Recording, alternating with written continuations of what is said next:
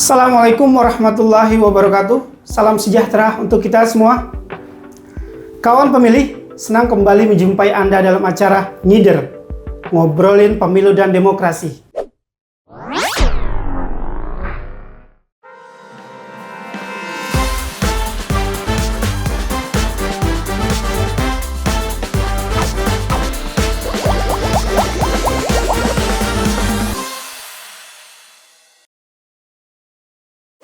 Hari ini saya sangat senang sekali karena narasumbernya adalah orang-orang hebat.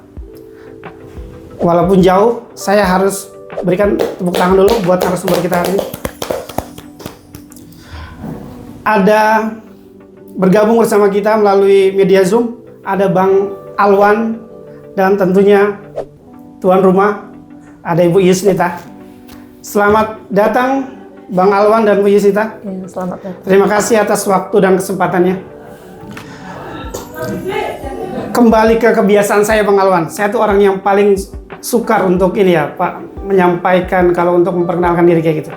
Jadi mohon sekiranya Bang Alwan bisa memperkenalkan diri, siapa Bang Alwan, hari ini kesibukannya apa, dan ya sedikit sampaikan tentang pekerjaan-pekerjaan Bang Alwan.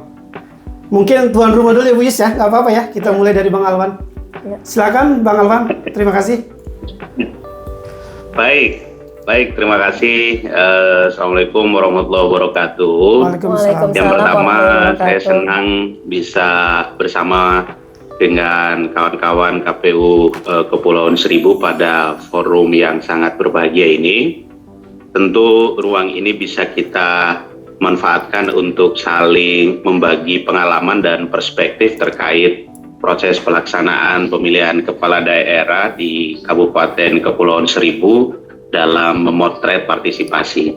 Nah, ya kawan-kawan semua, yang pertama tentu saya banyak memilih untuk berpartisipasi dalam pemilu di ruang NGO, ya, ruang civil society dalam konteks pemantauan, dalam konteks voter education atau pendidikan pemilih.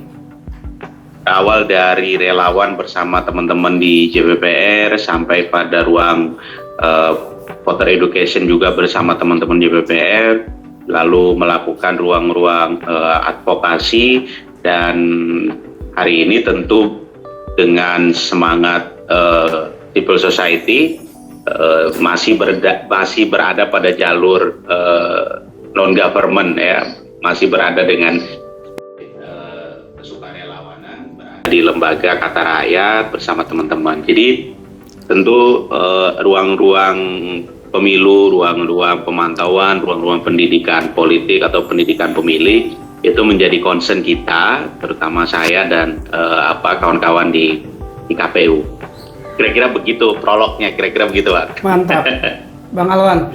Terima kasih. Jadi emang dari dulu panjang ya, panjang pengalamannya terlibat praktis di kepemiluan.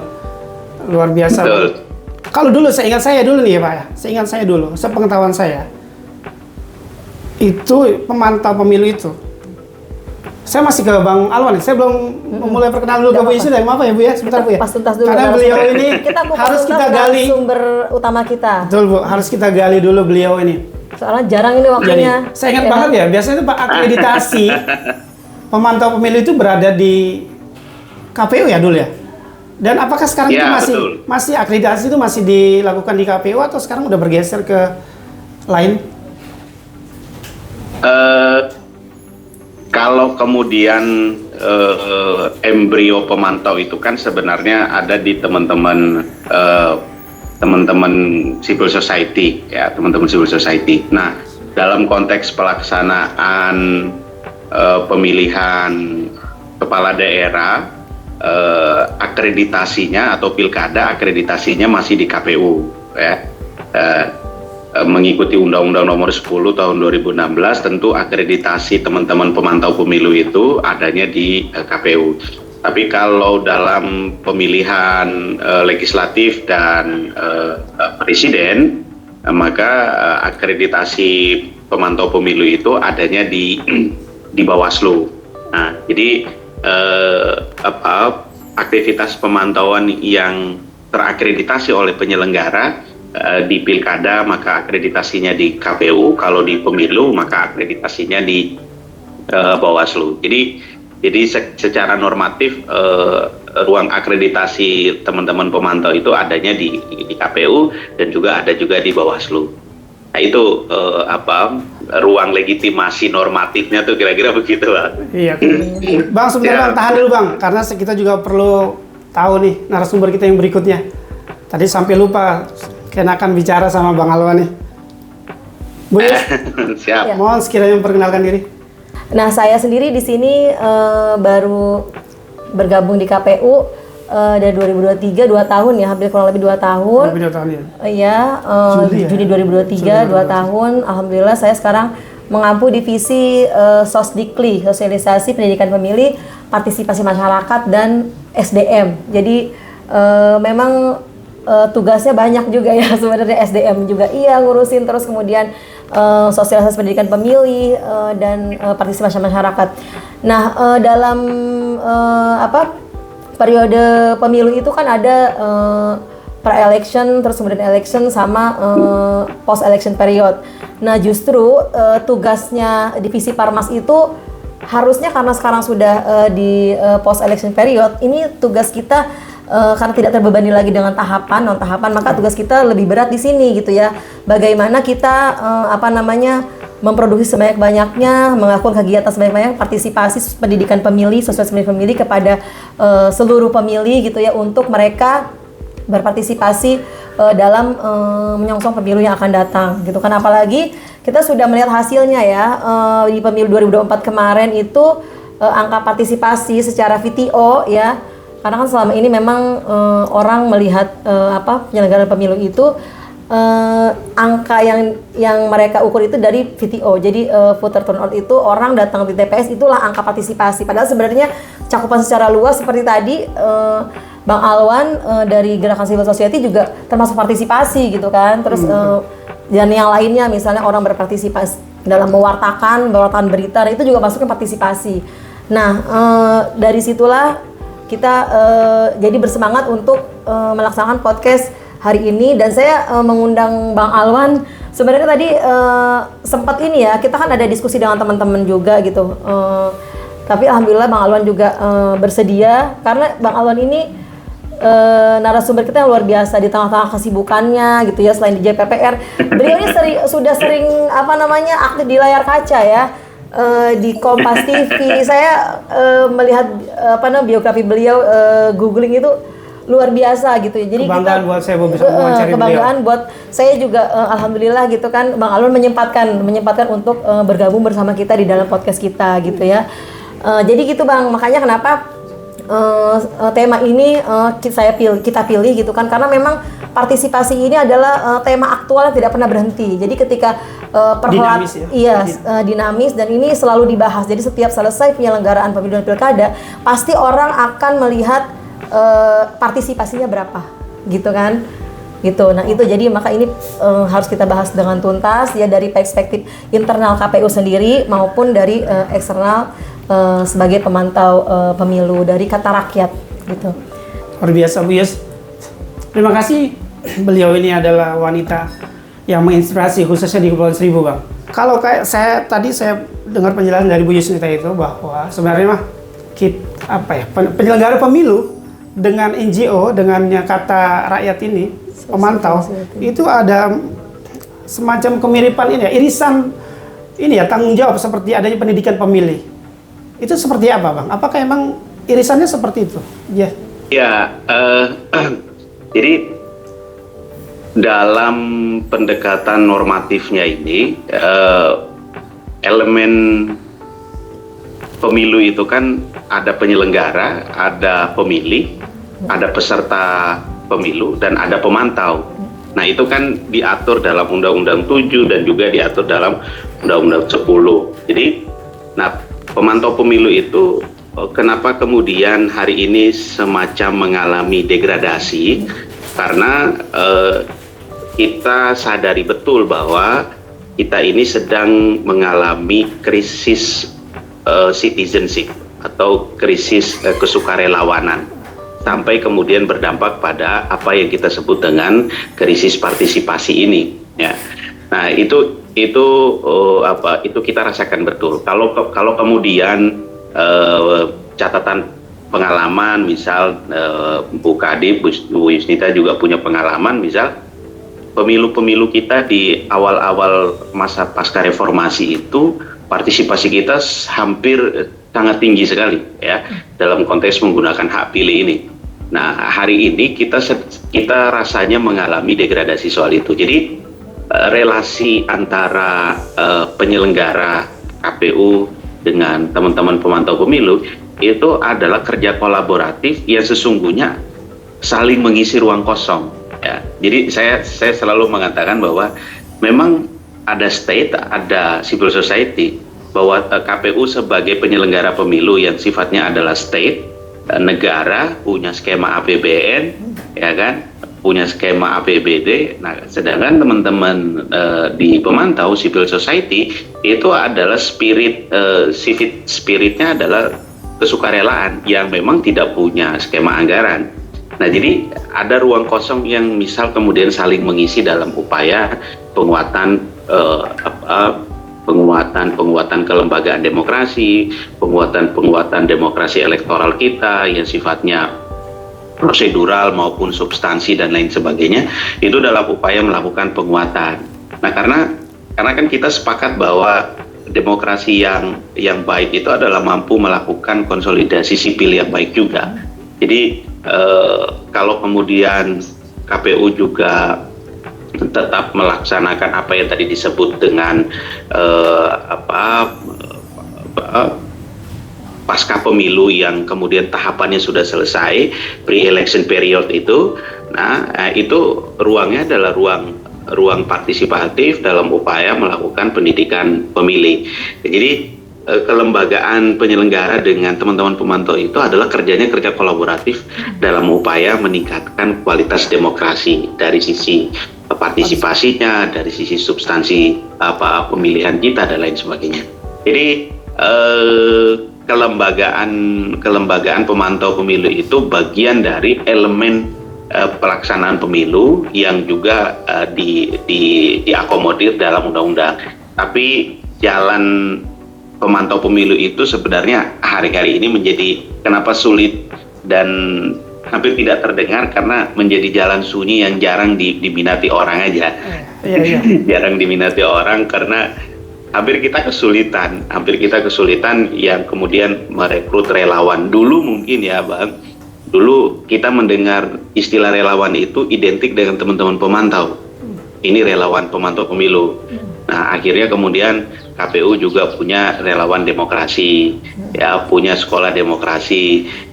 Partai politik juga punya relawan si A, si B, si C. Jadi mendengar istilah relawan itu tidak lagi murni menjadi ruang partisipatoris, ya, ruang yang sifatnya adalah kesukarelawan.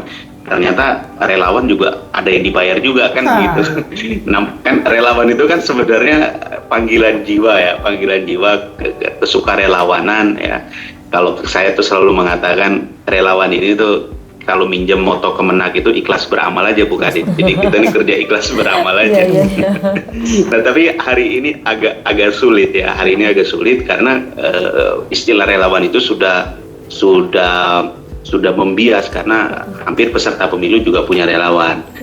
Jadi kerja-kerja ini yang kemudian menurut saya mengalami degradasi tadi itu. Kira-kira begitu tuh Pak. Iya. Gini, kita karena temanya faktor naik turunnya angka partisipasi, jadi kita ada pertanyaan apakah demokrasi itu hanya sekadar angka. Nah, jadi kita kembali ke situ dulu Bang. Apakah karena tadi kan civil society itu bagian dari partisipasi juga, tapi kita juga harus menyampaikan ke audiens kita nanti yang akan menjadi target penonton ya pendidikan pemilih kita kali ini. Kita harus menginformasikan apakah demokrasi itu sekedar angka, padahal sebenarnya ada nanti kita akan membagi bahwa partisipasi itu ada partisipasi kualitatif, ada partisipasi kuantitatif. Jadi ada secara angka, ada juga secara kualitas. Nah, kita harus menginformasikan dulu bahwa partisipasi itu gitu kan yang selama ini sering dimaknai secara sempit ya bahwa pemilih datang ke TPS atau VTO itu adalah jenis partisipasi yang menjadi tolak ukur orang-orang bahwa ini besar angkanya partisipasinya besar karena pemilihan datang ke TPS sekian pada hari pemilihan misalnya gitu kan. Padahal sebenarnya kalau jadi KPU itu punya indeks partisipasi pemilu atau indeks partisipasi pilkada. Nah, itu adalah alat ukur ya untuk penilaian asesmen tingkat partisipasi secara keseluruhan. Ya, karena dia juga punya kategori tadi yang disebut partisipatory, kategori engagement sama kategori involvement. Nah, misalnya gini, studi kasusnya kenapa demokrasi itu bukan sekedar angka. Misalnya kemarin kita sudah melaksanakan rakor dengan KPU RI gitu ya. Hasil indeks partisipasi pilkada 2024 menunjukkan bahwa Papua Pegunungan dan Papua Tengah itu mereka voter turnout-nya itu hampir 100%. Gitu kan, tapi skor partisipasinya terendah secara nasional. Kenapa? Berarti kan itu bukan sekedar angka ya. Betul, terus kemudian misalnya case di Papua Tengah misalnya, partisipasinya tinggi tapi itu minim kualitas karena sistemnya noken dan tantangan geografi sama seperti Pulau Seribu ya. Terus kemudian di Jawa Timur, nah Jawa Timur ini mereka masuk ke kategori yang tadi ada 3 itu dia partisipatory. Partisipatory ini adalah adalah mengikuti proses secara keseluruhan pada pemilu. Jadi bukan hanya sekadar dia jadi dia pendidikannya itu secara menyeluruh gitu kan. Nah, itu masuk. Jadi dari semua provinsi hanya 2 di pilkada itu yang masuk partisipatory. Jadi kategori partisipatory. Nah, sementara untuk kaitannya dengan Pulau Seribu misalnya ya, Pulau Seribu itu di DKI Jakarta paling tertinggi partisipasi pilkadanya secara VTO gitu kan. Gitu ya. Tapi kategori secara nasional KPU Pulau Seribu khususnya DKI itu masuknya malah bukan ke partisipatory Bang, tapi ke engagement. Jadi jadi hanya aksi. Jadi hanya aksi kita partisipasi dalam tahapan penyelenggaraan dan sebagainya, tapi bukan komitmen penuh seperti Jawa Timur, gitu kan.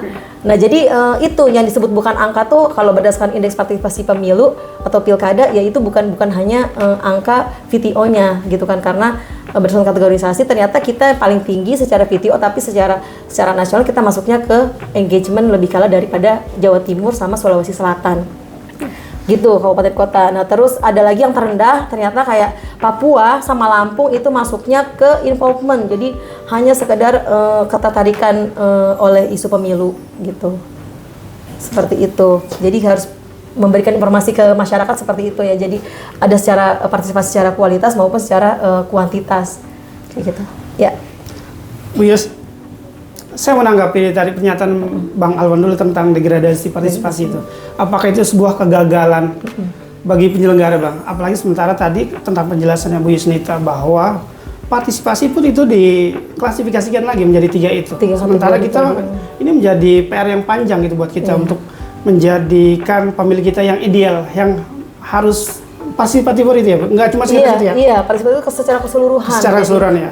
Jadi Bang Alwan, gimana pendapatnya? Apakah sebuah kegagalan degradasi itu? Ya, ini menarik ya tadi disampaikan sama Bu Kadip. Saya termasuk orang yang banyak memberikan kritik dalam konteks mengukur partisipasi kita, bahwa saya meng-highlight tadi kualitas partisipasi kita pada 2 hal, pada dimensi kualitatif dan dimensi kuantitatif. Nah, ini yang kemudian menjadi alat ukur kita dalam mengukur sukses atau tidaknya pilkada atau pemilu. Jadi sebelum ke menjustifikasikan bahwa gagal atau tidak, kita coba runutkan dulu pendekatan teoritiknya, metodologinya, dan kemudian kita lihat fakta di lapangan. Nah, kenapa kemudian muncul kualitatif dan kuantitatif? Karena saya selalu mengatakan begini, tahapan pilkada atau pemilu kita ini kan bukan hanya hari pemungutan dan penghitungan suara aja. Ya. Tahapan pilkada kita ini kan Iya, sangat banyak. Kalau saya tidak salah ada 11 tahapan kalau dalam pemilu atau pilkada. Mulai dari pemutakhir data pemilih sampai nanti pada sengketa dan lain sebagainya, itu kan juga masih dalam sebuah tahapan. Nah, tetapi untuk mengukur suksesnya pilkada atau tidak, kita hanya membutuhkan satu tahapan, yaitu tahapan pemungutan dan penghitungan suara. Jadi di akhir tahapan pemilu, pemungut hitung selesai, KPU merilis partisipasi Pulau Seribu pilkada 73%. Lalu kita mengatakan sukses. Padahal tahapan kita ada 11. Untuk mengukur partisipasi kita hanya mengukur di satu tahapan. Kan ini sudah tidak fair dalam cara mengatakan bahwa pilkada sukses itu secara empirik dan secara metodologi menurut saya sudah keliru itu. Ya, mestinya bahwa itu secara kualitatif atau secara kuantitatif. Nah, mestinya juga kemudian kita menghitung semua partisipasi dari setiap tahapan, misalnya tahapan. Kenapa kemudian kita tidak menghitung di tahapan kampanye atau tahapan logistik dan lain sebagainya. Nah, jadi tetapi itu juga kemudian kalau secara teoritik kan ada yang kemudian mengatakan bahwa tingkat partisipasi aktif dan tingkat partisipasi pasif itu, data ke TPS itu disebut sebagai kategori tingkat partisipasi pasif, ya. Kan berarti kita nggak mengatakan bahwa orang datang ke TPS itu bukan bagian dari partisipasi. Itu juga bagian dari partisipasi, tetapi kategori partisipasinya adalah pasif. Nah, yang belum dilakukan oleh KPU, saya juga sedikit tidak mengikuti rumusan-rumusan KPU RI dalam konteks menyusun indeks partisipasi itu. Nah, itu yang kemudian sedang dikategorikan. Jadi kita tidak kemudian secara general tiba-tiba KPU Pulau Seribu merilis 73%. Nah, 73% itu secara metodologi dan secara teoritik dipertanggungjawabkan atau tidak, kan kita hanya menghitung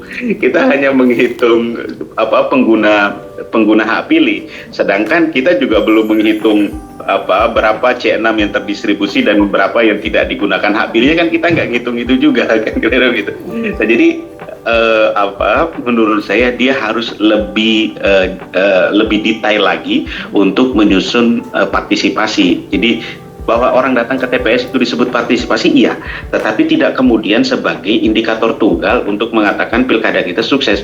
Tetapi itu misal disebut sebagai bagian dari jumlah partisipasi aktif sekian di Pulau Seribu, jumlah partisipasi pasif sekian di Pulau Seribu. Jadi lebih general lagi.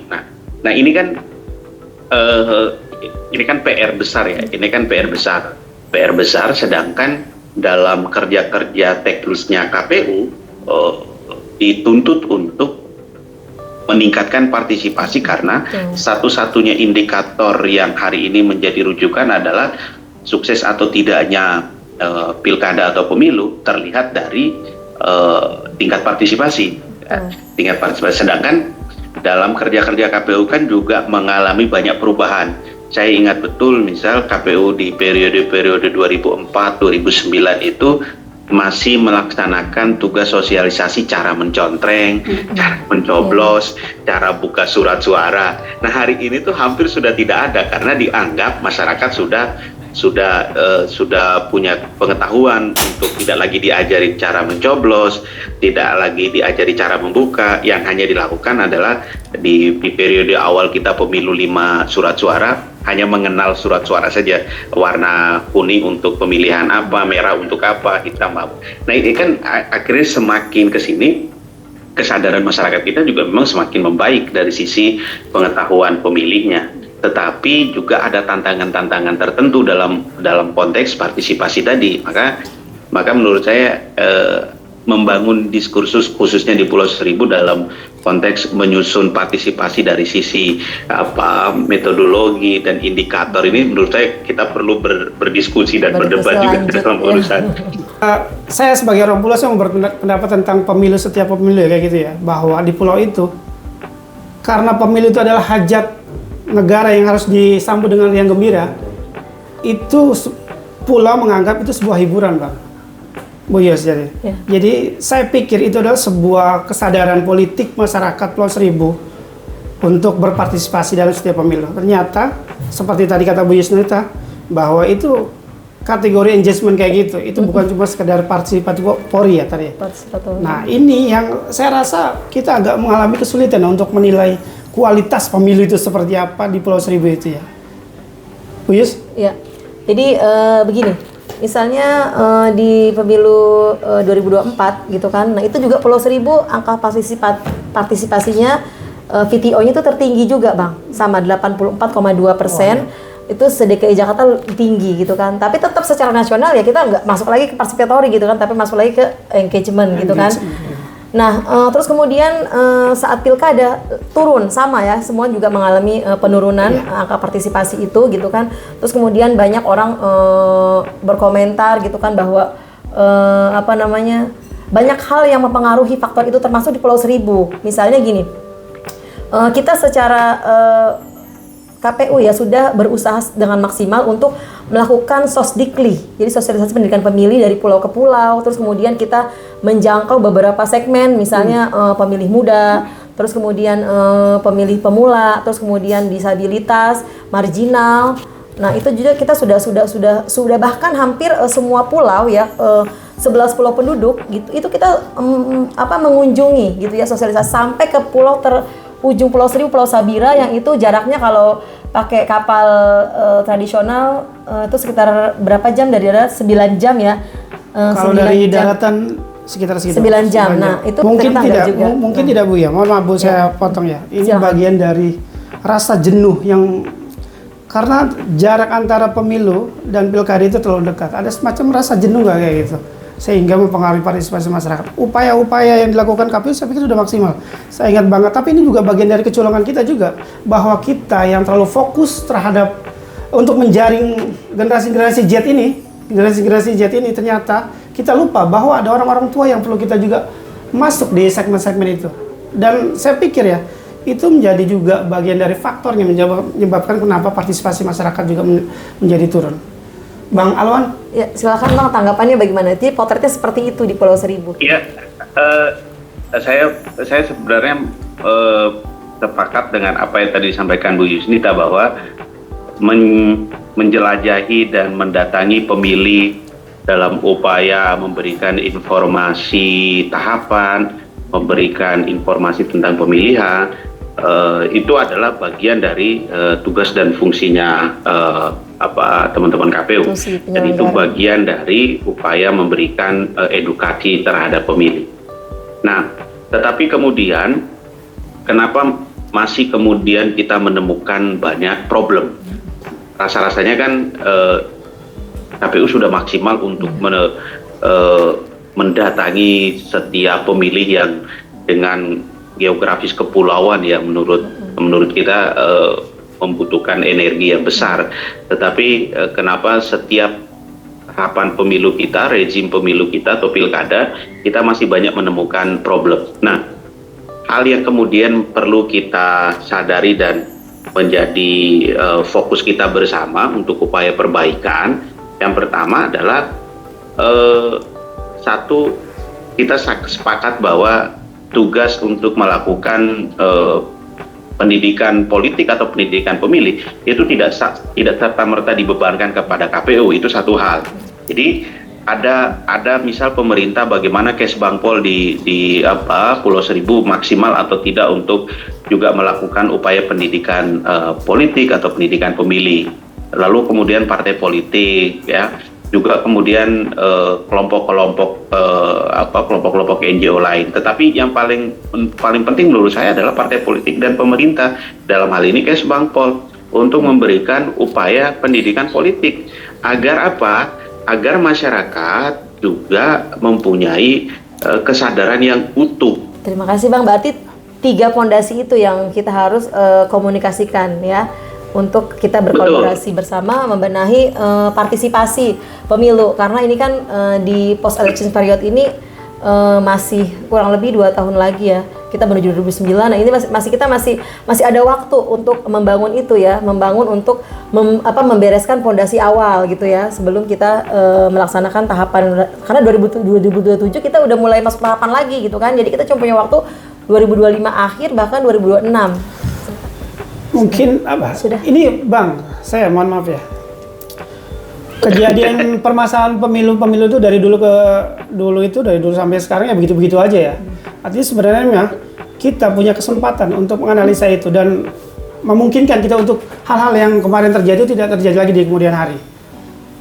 Menurut Abang, bagaimana cara memitigasi hal-hal yang sebenarnya terus berulang nih, biar tidak terjadi lagi di kemudian hari? Dan mohon maaf Bang, beri kami kesimpulan, dan karena ini adalah segmen terakhir, nanti Bu Yus sendiri juga saya minta juga kesimpulannya terhadap kegiatan kita pada ini. Bang Alwan, silakan. Iya,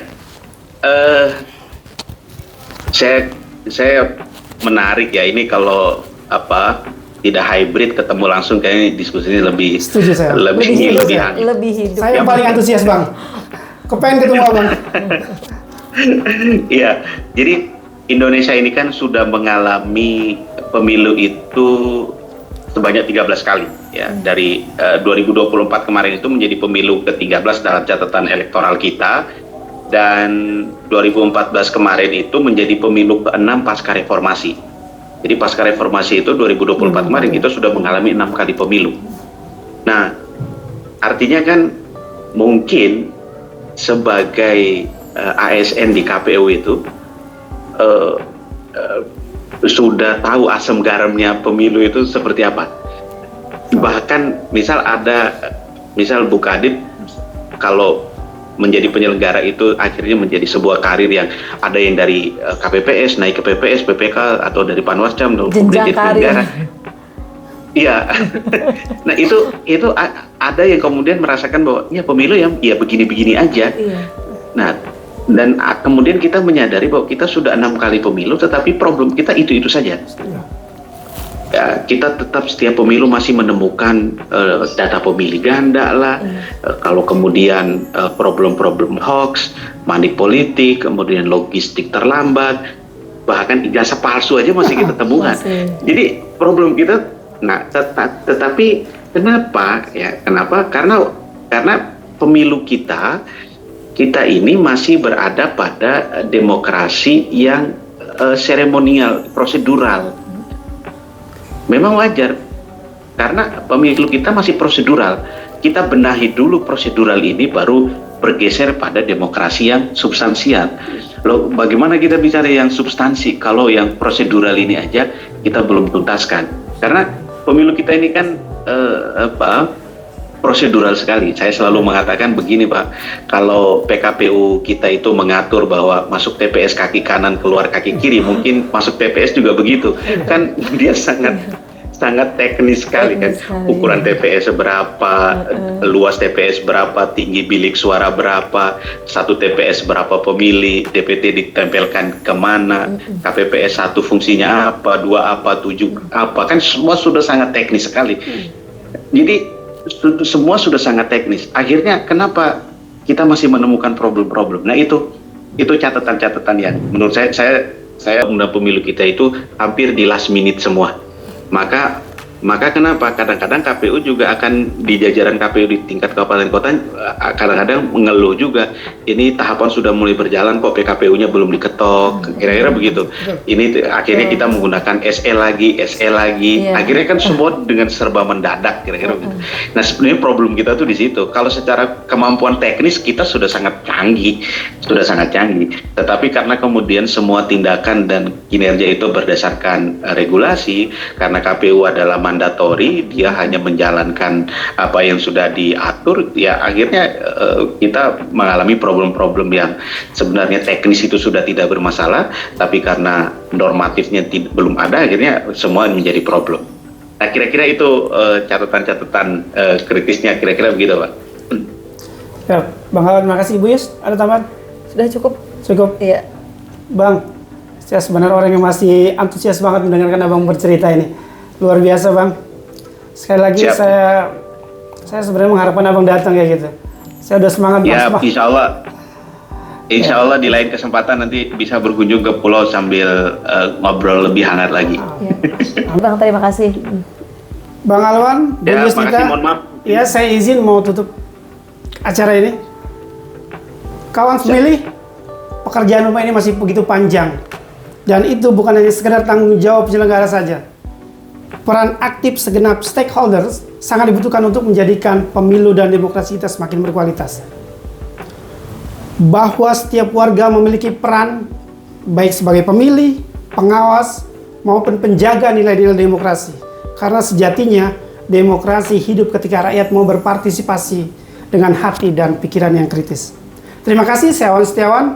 Mohon undur diri. Teman-teman pemilih, kawan pemilih, jika diskusi ini dianggap berharga buat teman-teman, bermanfaat buat teman-teman, silakan like dan subscribe. Dan jangan lupa untuk berkomentar ya.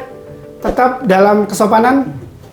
Saya dari KPU, sebagai host dari KPU Kepulauan Seribu, mengucapkan terima kasih. Assalamualaikum warahmatullahi wabarakatuh. Waalaikumsalam warahmatullahi wabarakatuh.